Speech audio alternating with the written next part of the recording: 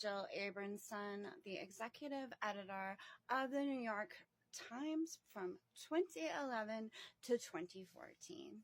Oh, the New York Times. Well, guys, there's your first hint that this is not going to be the most intelligent letter ever. Here we go. Carry on, Jill. This is the letter that I sent to Sema4.com. Dear Sema4.com, it's clear the best news reporters in Washington have failed in first duty of journalism to hold power accountable. Oh, like you probably failed to do this, right? But let's blame all the other journalists for this. Okay. It is our duty to poke through the White House smoke screens and find out the truth. The Biden White House clearly succeeded in a massive cover-up of the degree of the president's feebleness and his serious physical decline, which may be simply the result of old age. A massive cover-up? Really? A cover-up? Okay. Not a very good one, in my opinion. For anyone with eyes, they didn't do a very good job covering that up. What did they say? Cheap fakes? Cheap fakes. It's the stupidest thing I've ever heard of. Cheap fakes. Shame on the White House press corps for not having pierced the veil of secrecy surrounding the president. Shame on the White House press corps? Shame on them? Like, is this a professional letter? What is this? Is this a teacher putting down a student? Shame on you for writing the wrong answer.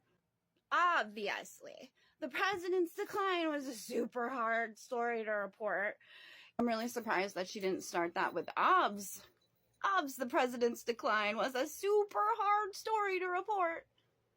Super hard? Are you fucking kidding me? Super hard. How about it was just a hard story to report? Super hard. This woman collects My Little Ponies. Oh my god. And brat dolls. Even by those who wanted to get it like the WSG. That's the Wall Street Journal, guys. Notice how she says the Wall Street Journal, but she doesn't mention her own publication or her old publication, the New York Times. Let's point a finger at the Wall Street Journal. But let's not talk about the New York Times' horrible coverage of Joe Biden these last 4 years. Their story did not deliver, using mostly GOP named sources. What does she mean? I'm pretty sure that all the sources that your mainstream news uses, not all of them, but you know what I mean, like 90% of them, are Dems and liberals. Oh, let's see. Was it Liz Cheney? Adam Kinzinger? Any of those guys? Kevin McCarthy? Lindsey Graham? Mitch McConnell? Any of the Uniparty people? Was it one of them?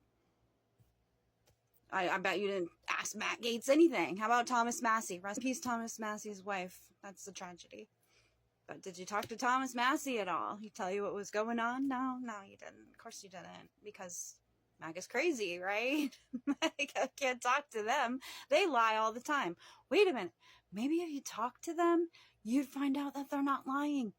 And the actuality is that Joe Biden is not fit to be president.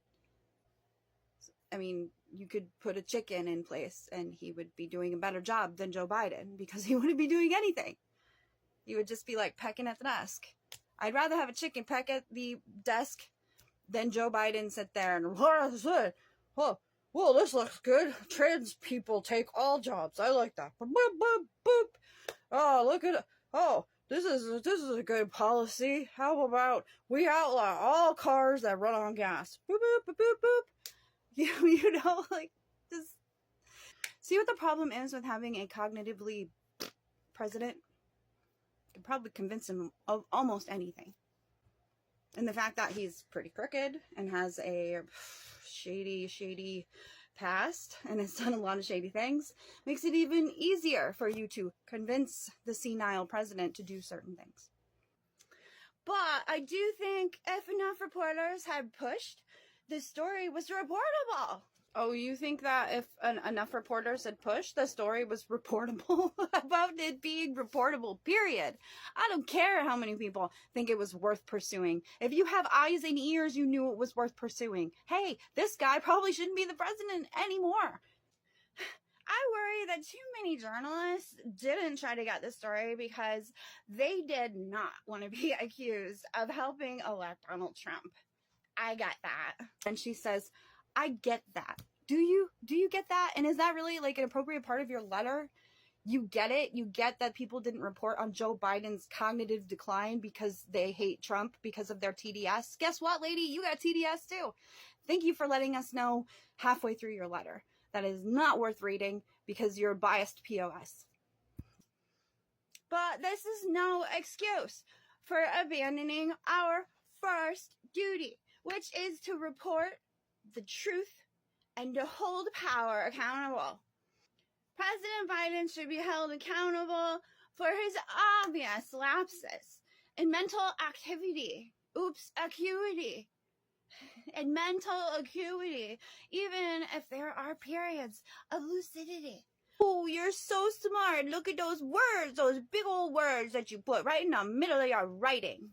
Good job. You still sound like a 17-year-old Valley girl. Pretty much like AOC. Actually, pretty much like all the progressive women now.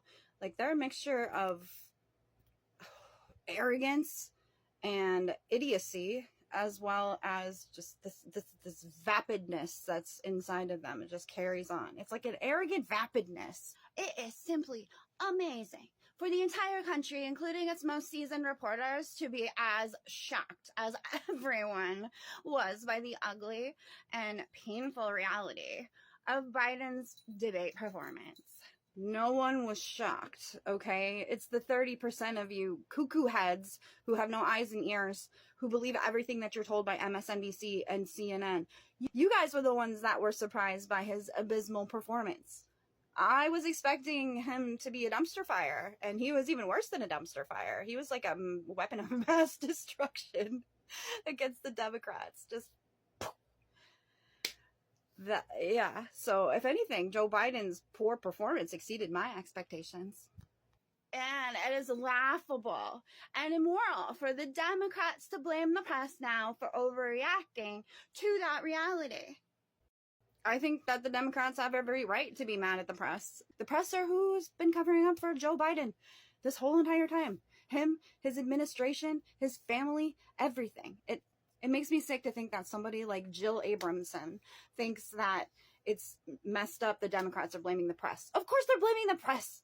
The press is who's letting them know what's going on in the news. And if they left this out, then the people have every right to be mad at the press for not informing them of just how bad the symptoms were their president was exuding, that they were too busy with their own lives to notice for themselves. They were counting on you, CNN, ABC, NBC, CNN, MSNBC. They were counting on you to show them the truth, and you failed. And if they ever believe you guys again, there's no hope for them. Because once you've blown it this many times, you don't get another chance. And I think that's why the mainstream media is going to go to absolute garbage land. And things are going to be replaced by podcasts with live chat. Because that's the future. It's not what we're getting right now, currently on cable TV. I give it about 5 years before they're bankrupt. The reports of how bad Biden was are not exaggerated.